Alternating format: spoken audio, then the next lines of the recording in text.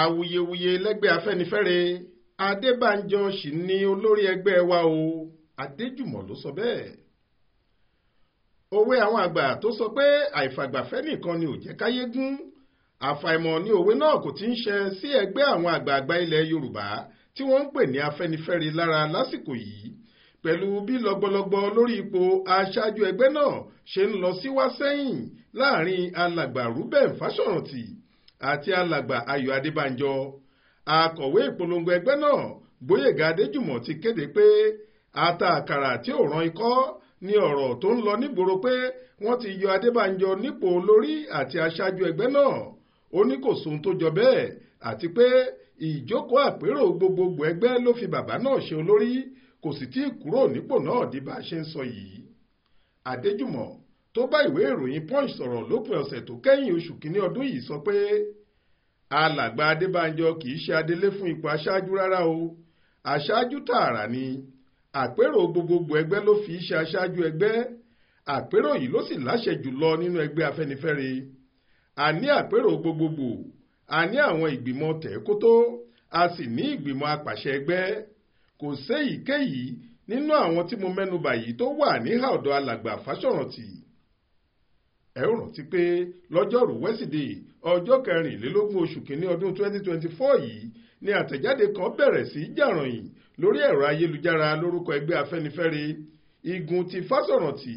Wọ́n lẹ́gbẹ́ náà ti ṣèpàdé àpérò ńlá kan, wọ́n sì ti yọwọ́ kílàńkó Adébánjọ nínú ẹgbẹ́ ọ̀hún, àti pé wọ́n ti dá ìgbìmọ̀ àgbà kan sílẹ̀ tí wọ́n pè ní Afẹ́nifẹ́re Elders Caucus tí yóò máa sọ̀rọ̀ lórúkọ ẹgbẹ́ láti àsìkò yìí lọ.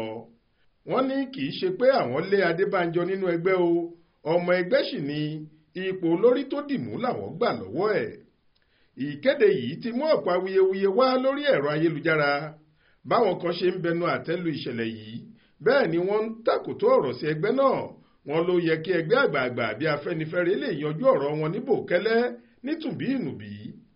Àmọ́ ṣá o, àríyànjiyàn nípa ipò aṣáájú ẹgbẹ́ Afẹ́nifẹ́re kò ṣẹ̀ṣẹ̀ bẹ̀rẹ̀.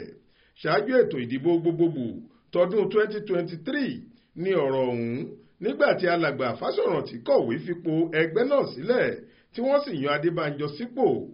Àmọ́ bó ṣe kù dẹ̀dẹ̀ kí ètò ìdìbò wáyé ní igun kan lẹ́gbẹ́ ọ̀hún tẹ̀lé olùdíje fúnpò ààrẹ lẹ́gbẹ́ òṣèlú All Progressives Congress APC olóyè Bọ́lá Ahmed Tinubu lọ sọ́dọ̀ Fásọ̀rántì fún ìwúre àti ìtẹ́wọ́gbà rẹ̀. Ibẹ̀ sì ni bàbá náà ti sọ pé òun sì lólórí ẹgbẹ́ Afẹ́nifẹ́re.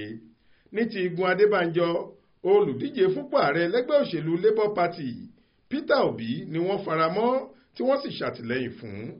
Látìgbà náà sì ni onígbó ti dágbó sí méjì nínú ẹgbẹ́ náà.